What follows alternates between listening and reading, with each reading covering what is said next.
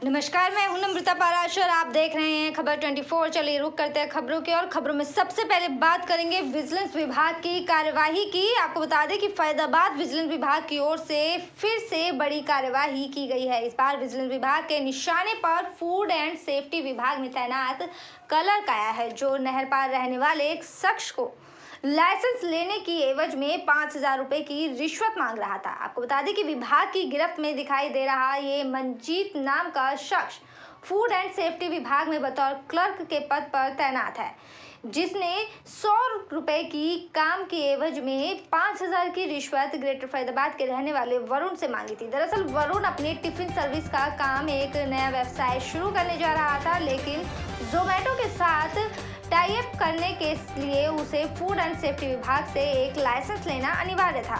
वहीं वरुण ने कई दिनों तक फूड एंड सेफ्टी विभाग के कार्यालय के चक्कर काटे और बार बार इस विभाग की तरफ से उससे 5,000 रुपए की रिश्वत मांगी जा रही थी। इसके बाद आखिरकार इसने फैसला किया कि इस पूरे मामले की जानकारी वो विजिलेंस विभाग को देगा और विजिलेंस विभाग ने जाल बिछाकर इस क्लर्क को रंगे हाथों 5,000 की रिश्वत लेते हुए गिरफ्तार किया। फिलहाल विभाग की तरफ से आगे की कार्यवाही अमल में लाई जा रही है। देखने वाली बात ये होगी कि इन रिश्वतखोर क्लर्क के खिलाफ कितनी सख्त कार्यवाही की जाती है। टिफिन सर्विस का काम शुरू करना था, तो उसके लिए जोमेटो वालों ने बोला भाई फूड लाइसेंस वगैरह चाहिए होता है, तो जिसके लिए फूड सेफ्टी ऑफिस है अपना बीके हॉस्पिटल में, वहाँ गया था मैं। मंजीत भाई मिला था मेरे को वहाँ पे। तो 100 रुपये की पर्ची कटती है जिसकी सिर्फ। तो इन्होंने मेरे को बोला भैया आपका वाटर टेस्ट होगा, हम मौके पे आएंगे, देखेंगे चीनी विमनी है कि नहीं है, अगर कुछ ऐसा दिक्कत आती है तो उसमें बहुत दिक्कतें आ जाती है, तो आपका सारा काम हम घर बैठे बैठे करा देंगे, आप परेशान होने की जरूरत नहीं है आपको। तो उसके लिए बोले फिर 5,000 रुपये लगेंगे, लेकिन ऐसे नहीं होगा। तो फिर मैं 5,000 रुपये, तो देखो जी कौन दे रहा है इतने छोटे से काम के। फिर मैं विजिलेंस आया, विजिलेंस में कंप्लेंट करी, मुझे ऐसी बात है 100 रुपये काम के 5,000 रुपये मांग रहे हैं, तो फिर इसकी रेट लगवाइए। अच्छा, आप कहाँ रहते हो? आप? मैं सेक्टर 86 में। अब क्या कार्रवाई की जा रही है विजिलेंस विभाग की तरफ से? गिरफ्तार रेड हैंड हो चुका है, गिरफ्तार हो चुका है, उसका हाथ धुल गया, अब गिरफ्तार हो गया, बंद होगा, जेल जाएगा। चलिए रुक करेंगे अगली खबर की ओर। फैजाबाद के एक और छात्र की वतन वापसी पर पत्रकारों से बातचीत में छात्र ने बताया कि तिरंगे के सामने AK-47 भी बेकार है। उसी के सहारे छात्र की वतन वापसी हुई है। छात्र ने सरकार का भी धन्यवाद जताते हुए कहा कि भारत सरकार के प्रयासों के चलते हमारी वतन वापसी हो पाई है। जहां एक तरफ रूस और यूक्रेन के बीच लगातार तनातनी और गोलीबारी का युद्ध जारी है, तो वहीं दूसरी ओर यूक्रेन में रह रहे 20,000 भारतीय छात्रों में से लगभग 8,000 छात्रों की वतन वापसी हो चुकी है और बाकी बचे हुए 12,000 छात्रों के लिए उम्मीद भी है कि जल्द ही उन्हें भी वापस वतन में लाया जाएगा। इसी कड़ी में बल्लभगढ़ के रहने वाले आदित्य गौड़ भी अपने घर वापस पहुंचे हैं और अपने बेटे को घर वापस दे परिजनों ने राहत की सांस ली। वहीं वतन वापसी कर लौटे छात्र ने बताया कि कितने कड़े प्रयास करके भारतीय छात्र यूक्रेन से 4-4 दिन का सफर करके भारत वापस आ रहे हैं, लेकिन आज भी 12,000 छात्र रूस और यूक्रेन के युद्ध के बीच फंसे हुए हैं। देखने वाली बात ये होगी कि कब तक भारत सरकार इन छात्रों को भी वतन वापसी करवा पाती है। किलोमीटर सर, सबसे पहले मैं 8 बजे सुबह रेलवे स्टेशन पे बैठा।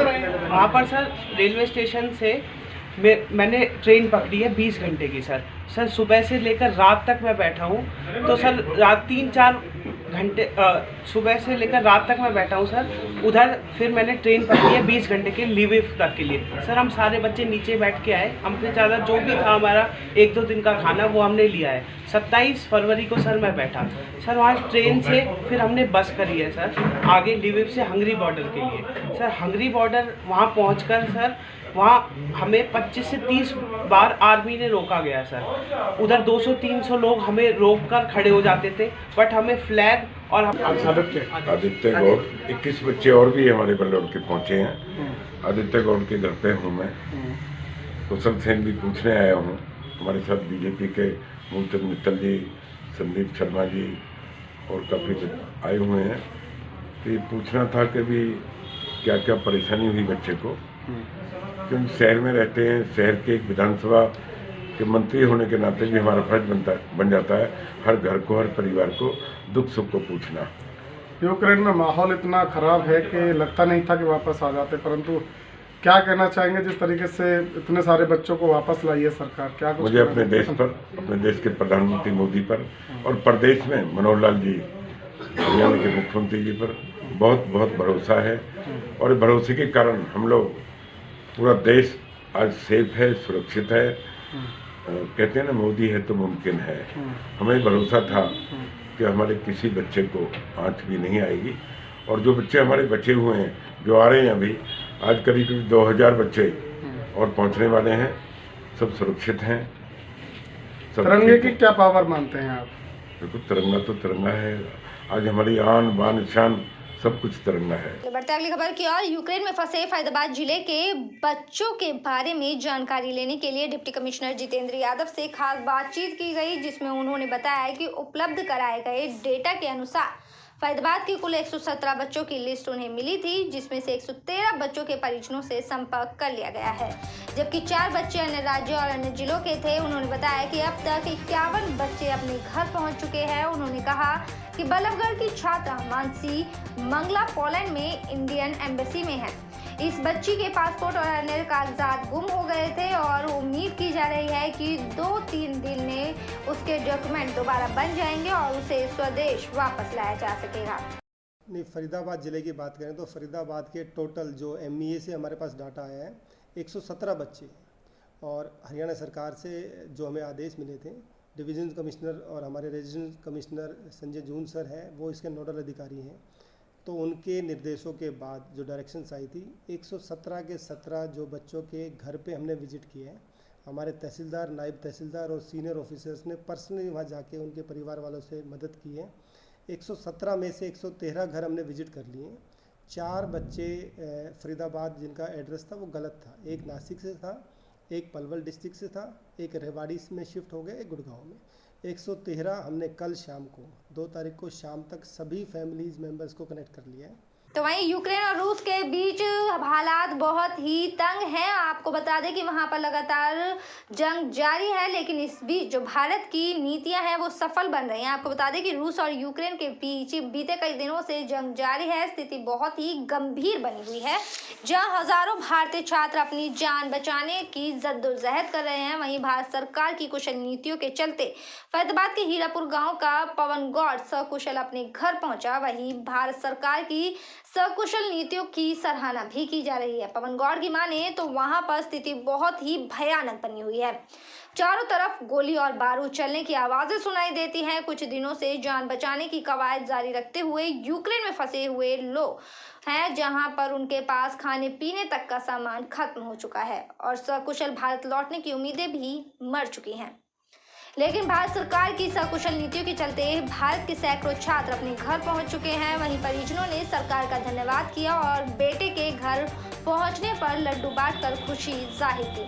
वहीं पवन गौड़ के पिता का भारत सरकार से आग्रह है कि बचे हुए बाकी छात्रों को भी उनके बेटे की तरह सकुशल घर लाया जाए। जो छात्र वहां पढ़ाई कर रहे थे, कहीं न कहीं उनकी शिक्षा पर भी एक प्रश्न चिन्ह लगने जा रहा है।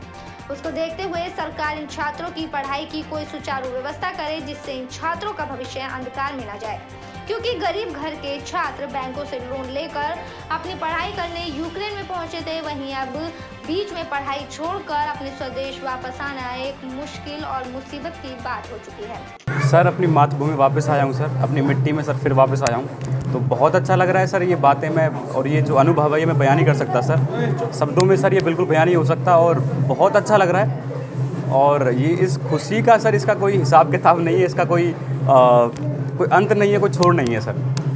रूस और यूक्रेन में भारी युद्ध चल रहा है, किस तरह की भावी स्थिति इस समय वहाँ पे बनी हुई है? सर, स्थिति इतनी भयानक है सर कि मैं बता नहीं सकता।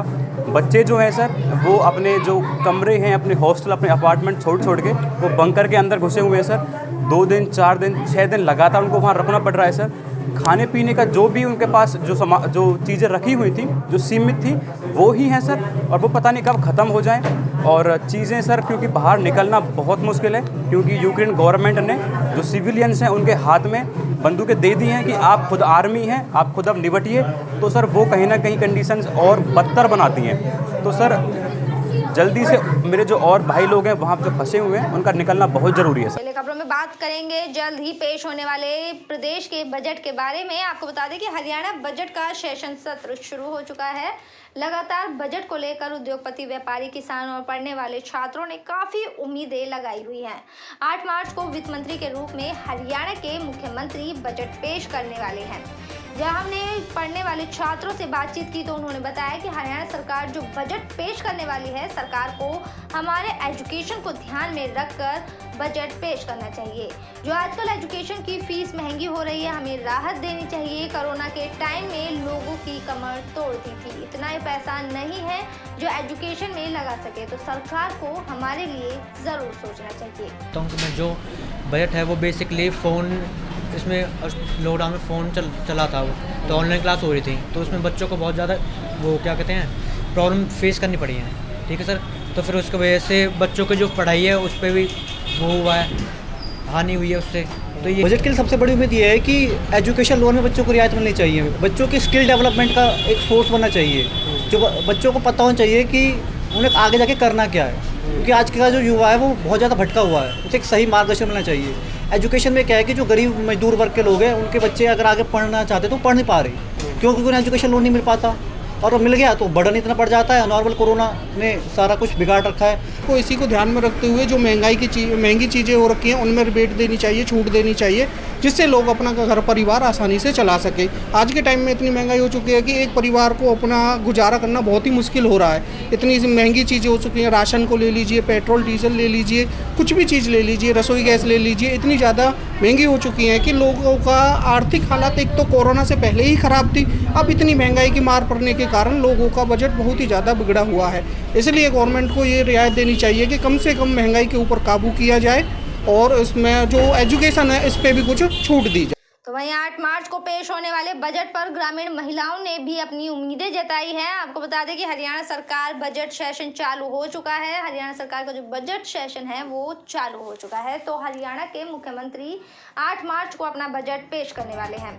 इस बजट को लेकर ग्रामीण महिलाओं ने भी काफ़ी उम्मीदें लगाई हुई हैं कि जो बजट आए वो हमारे घरेलू संबंधी सामानों को ध्यान में रखते हुए पेश किया जाए ताकि उन्हें कुछ राहत मिल सके। ग्रामीण महिलाओं ने बताया कि लगातार सब्जी और फलों के दाम, रसोई गैस के दाम बढ़ रहे हैं, जिससे हमें घरेलू रसोई चलाने में काफ़ी दिक्कत आ रही है। सरकार को खाद्य पदार्थों के दाम के रेट कम करने चाहिए, जिससे हर वर्ग को राहत मिलेगी।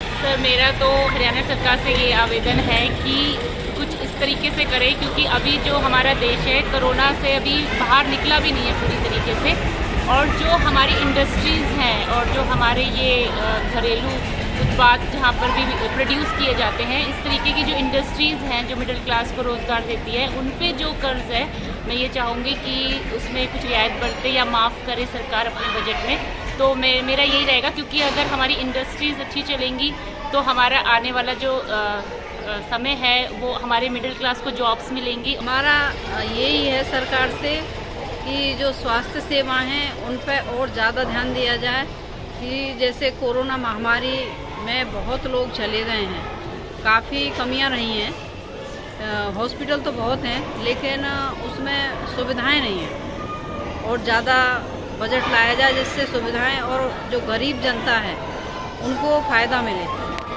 क्योंकि पैसे वाले तो पैसे से करा लेते हैं, और जो कुछ को वो आयुष्मान कार्ड मिला हुआ, जो मीडियम किस्म के लोग हैं जिनकी हमारी जो आज की जो स्थिति है पिछले 2 वर्षों से जो बहुत सारा हमें दिक्कतें हुई हैं, फाइनेंशियली भी प्रॉब्लम हुई है, हमारे खर्चे बढ़े हैं। जिस प्रकार हमारे खर्चे तो सभी के बढ़ते हैं, खर्चे बढ़े हैं, उनमें जो हमारी जो समस्या ये है कि ना, जैसे सिलेंडर है जो 500 रुपये का आता था आज 1000 रुपये में 1000-1200 तक पहुंच गया है। जो महीने का जो खर्च था वो घर चलाने में मुश्किलें हो रही हैं, बहुत दिक्कतें आ रही हैं। हमें गवर्नमेंट से उम्मीदें हैं कि ना वो इसे सस्ता करें, इनमें राहत दें हमें, और बच्चों की फीस स्पेशली आज हम चलिए खबरों में बात करेंगे अब प्राइवेट बस चालक और जो ऑटो चलाते हैं उन चालकों की मनमानी के चलते जो जाम की स्थिति बन जाती है, आखिरकार वो क्या मसला है। बल्लभगढ़ में आए दिन प्राइवेट बस और ऑटो चालकों का आतंक लगातार बढ़ता ही जा रहा है। प्राइवेट बस चालक रोड पर बस कहीं भी खड़ा कर सवारियां भरते हैं, जिसके चलते आम लोगों को जाम जैसी दिक्कतों से जूझना पड़ता है। हालांकि पुलिस द्वारा और आरटीओ विभाग के द्वारा लगातार प्राइवेट बस और ऑटो चालकों के चालान किए जाते हैं। बावजूद इसके लगातार प्राइवेट बस चालक और ऑटो चालक अपनी मनमानी करते हैं, जिनकी वजह से रोड पर जाम के साथ साथ हरियाणा रोडवेज के राजस्व को लाखों का चूना लगता है। वैसे तो हरियाणा सरकार हरियाणा रोडवेज सुविधा को बेहतर बनाने में लगातार काम कर रही है, परंतु हरियाणा रोडवेज की बसों को जब पर्याप्त सवारियां ही नहीं मिलेगी तो ऐसे में हरियाणा रोडवेज को हर साल लाखों करोड़ों रुपए का घाटा झेलना पड़ता है, जिसकी वजह से रोड के ऊपर जाम तो लगता ही है, साथ ही प्राइवेट बस चालक तमाम सवारियों को भर कर ले जाते हैं और हरियाणा रोडवेज की बसों के लिए पर्याप्त सवारियां ही नहीं मिल पाती, जिसकी वजह से हर साल हरियाणा रोडवेज को लाखों करोड़ों रुपए का घाटा होता है। वहीं बस स्टैंड चौकी इंचार्ज उमेश कुमार की माने तो पुलिस और आईटी विभाग आए दिन 10 से 15 प्राइवेट बसों का चालान करते हैं। बावजूद इसके प्राइवेट बस चालक अपनी मनमानी से बाज नहीं आ रहे। आज भी कई बसों के चालान किए गए हैं, साथ ही मोटर व्हीकल एक्ट के तहत कई चालान पुलिस द्वारा किए जा रहे हैं। रोड पर खड़ी बस होने वाले लोगों को जाम की समस्या से छुटकारा दिलाने के लिए यहाँ पर लगातार कोई ना कोई कार्यवाही की जाती है, ताकि लोगों को परेशानी ना हो। रोड पे खड़ी कर रखी थी तो आम जनता के आमदोर फतों बात डाल रही थी, या तो मुकदमा दर्ज करूंगा या इनका चालान करूंगा। लगातार हम देख रहे हैं काफी बोलबाला रहता है या प्राइवेट बसों का बस स्टैंड के ऊपर। आप भी लगातार डेली हम 10 या 15 बसों का डेली चालान करते हैं, लेकिन यहाँ बसों का और ऑटों का आवागमन काफ़ी है और यहाँ मेट्रो स्टेशन, रेलवे स्टेशन और ISBT तीनों का संगम होने के कारण लाखों लोगों की भीड़ इकट्ठी रहती है। इस वजह से साधन भी ज़्यादा हैं। सबको हिदायत दी गई है कि बस अड्डे से ही भरें और बस अड्डे से ही खाली करें। तो क्या उसके बावजूद भी ये लोग नहीं सुनते? नहीं सुनते हैं तो नियमानुसार कार्रवाई करते हैं और पुलिस के साथ साथ RTA विभाग और बस अड्डा स्टाफ और हाईवे स्टाफ भी मिलकर हम कार्रवाई कर रहे हैं। आज कितनी बसों की देखो? आज 5-6 बसों का पोस्टल चालान किया है और 2-3 बसों का भी खड़ी कर।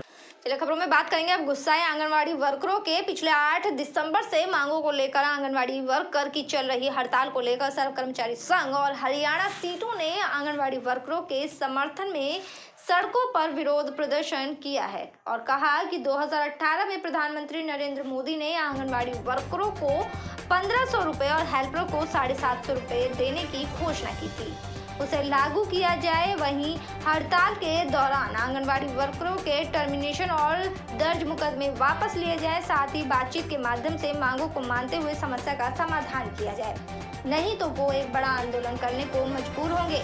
उन्होंने कहा कि राजस्थान और अन्य जगह पर पुरानी पेंशन बहाल किए जाने के फैसले हुए हैं, उसी तर्ज पर अब हरियाणा सरकार को बजट में पुरानी पेंशन बहाल करने का फैसला लिया जाना चाहिए।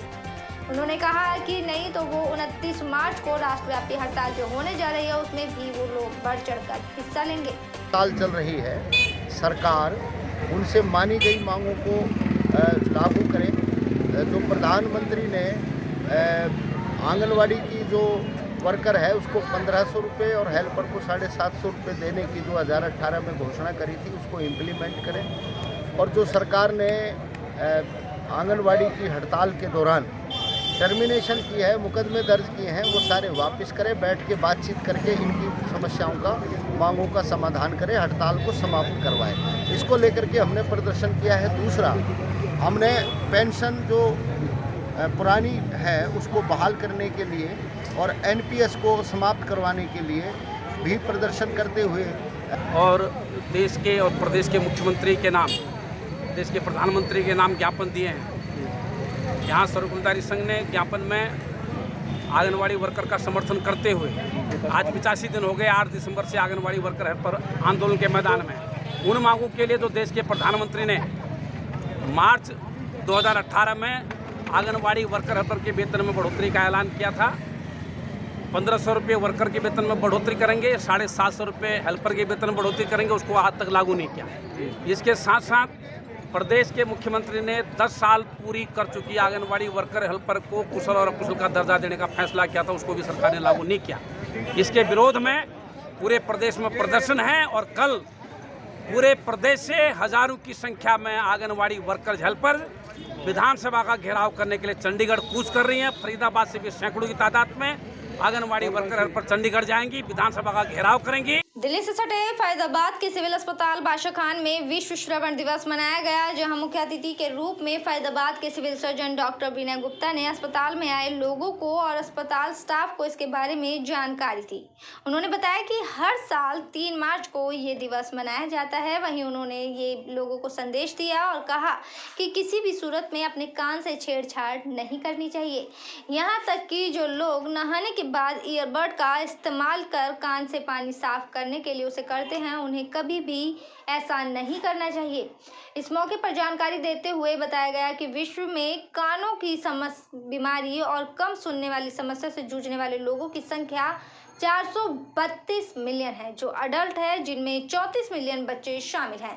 केवल भारत में 6.3 मिलियन लोग कम सुनने और कानों की समस्या से जूझ रहे हैं, जिससे लोगों को अवेयरनेस और डायग्नोज कर 50% कमी लाई जा सकती है।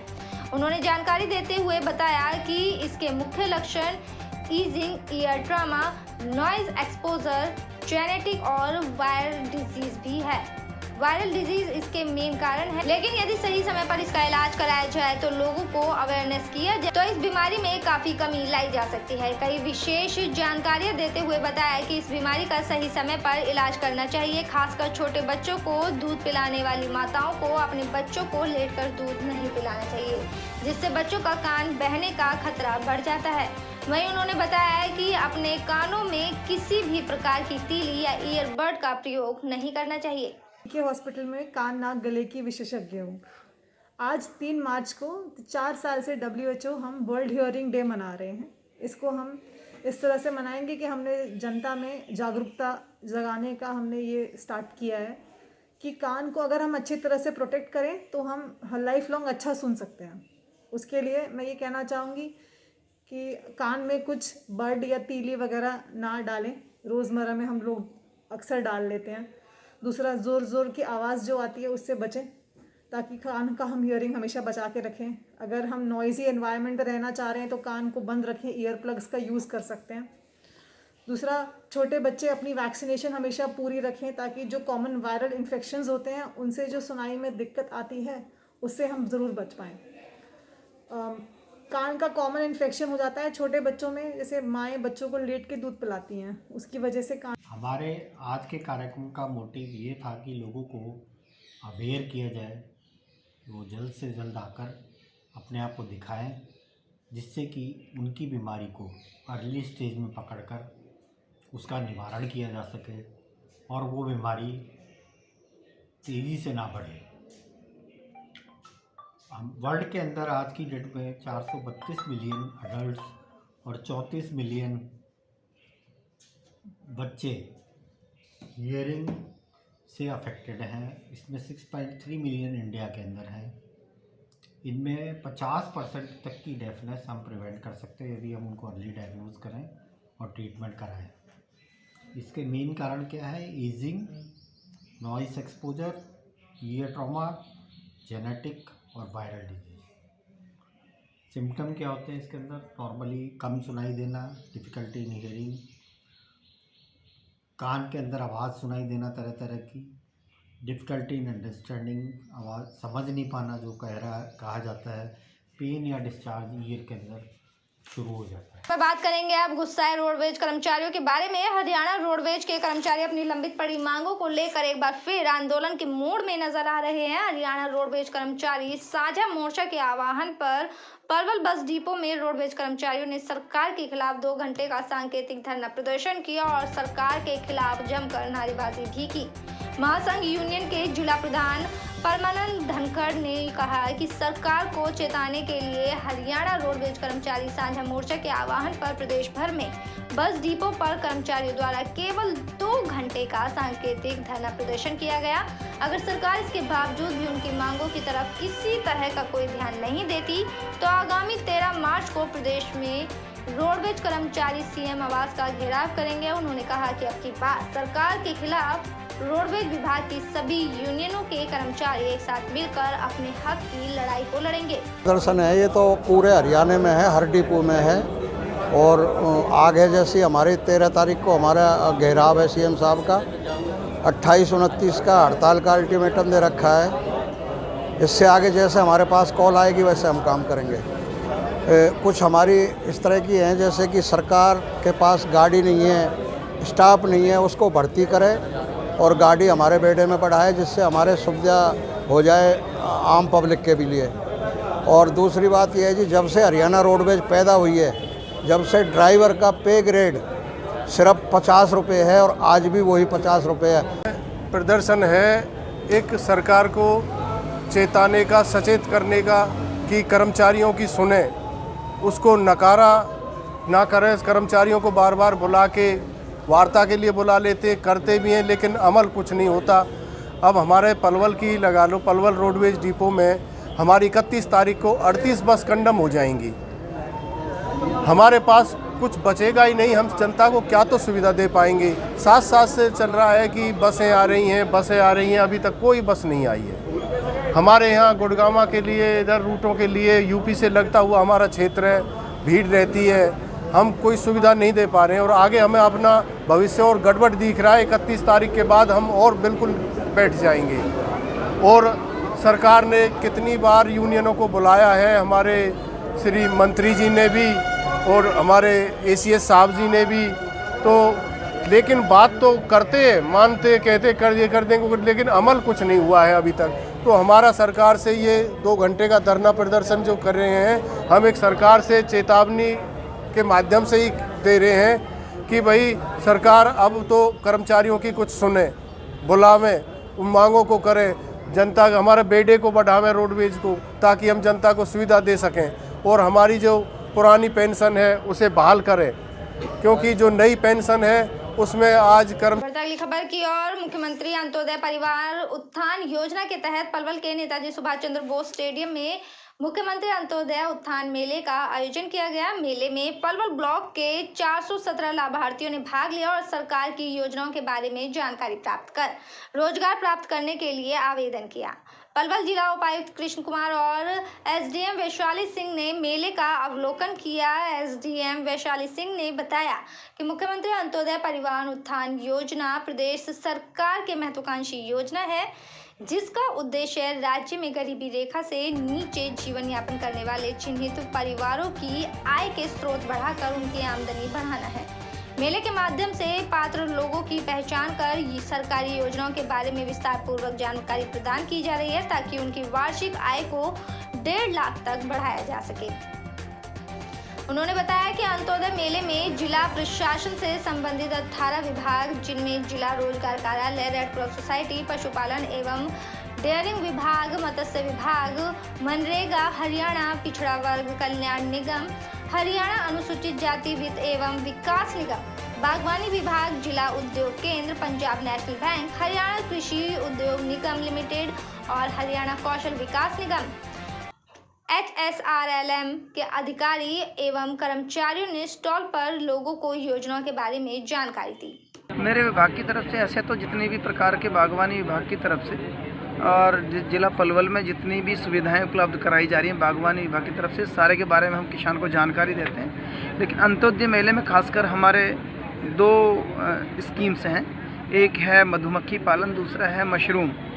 अभी तक हमारे पास 10 किसानों का रजिस्ट्रेशन मशरूम के लिए हुआ है।